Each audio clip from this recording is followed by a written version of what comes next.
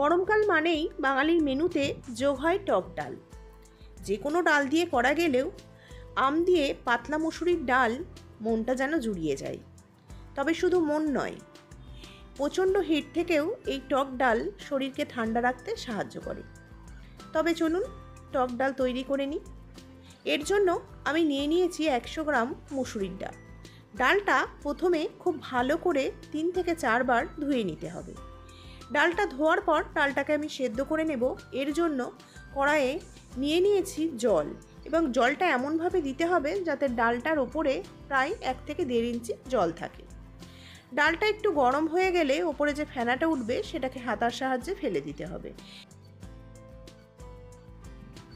এরপর দিয়ে দেব কিছুটা হলুদ, স্বাদমতো লবণ এবং কয়েকটি কাঁচা লঙ্কা। সবগুলো একসাথে মিশিয়ে ঢাকা দিয়ে লো হিটে প্রায় 10 মিনিট সেদ্ধ হতে দেব। নিয়ে নিয়েছি একটা মাঝারি সাইজের কাঁচা আম। আমটাকে লম্বা লম্বা টুকরো করে কেটে নেব। যেহেতু আমটা খুব টক, সেজন্য আমি পুরো আমটা ডালে ব্যবহার করিনি। এদিকে ডালটা খুব ভালোভাবে সেদ্ধ হয়ে গেছে। এখানে আমার কাটা দেওয়ার কোনো প্রয়োজন নেই, তবে আপনাদের যদি প্রয়োজন হয় আপনারা কাটা দিয়ে ডালটাকে মিশিয়ে নিতে পারেন।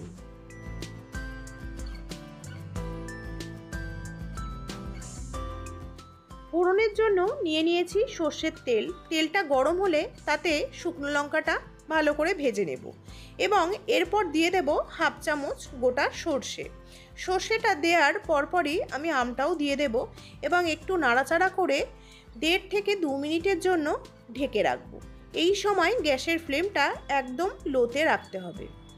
প্রায় 1.5 থেকে 2 মিনিটের মধ্যে দেখুন আমগুলো কতটা নরম হয়ে গেছে। আম খুব তাড়াতাড়ি সেদ্ধ হয়ে যায়। এরপর আমি সেদ্ধ করা ডালটাও এর সাথে মিশিয়ে দেব।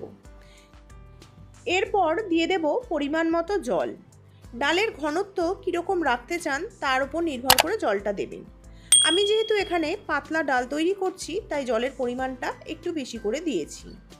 তবে এখানে যদি আপনারা ঠান্ডা জলের পরিবর্তে গরম জল ব্যবহার করেন, তবে সেক্ষেত্রে ডালের টেস্টটা একটু বেশি ভালো হয়। দিয়ে দেব 1/2 চামচ পরিমাণে চিনি।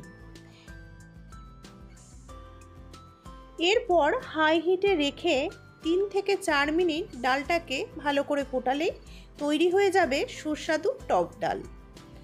আপনারা যদি খুব বেশি টক পছন্দ করেন, তাহলে হাতার পেছন দিয়ে কয়েকটা আমের টুকরো স্ম্যাশ করে দিলেই ডালটা অনেকটাই টক হয়ে যাবে। আর যদি হালকা টক পছন্দ করেন, তাহলে আমগুলোকে এভাবে গোটা গোটা রাখলে ভালো। তাহলে আর দেরি কেন, আজকেই তৈরি করে নিন আম দিয়ে টক ডাল।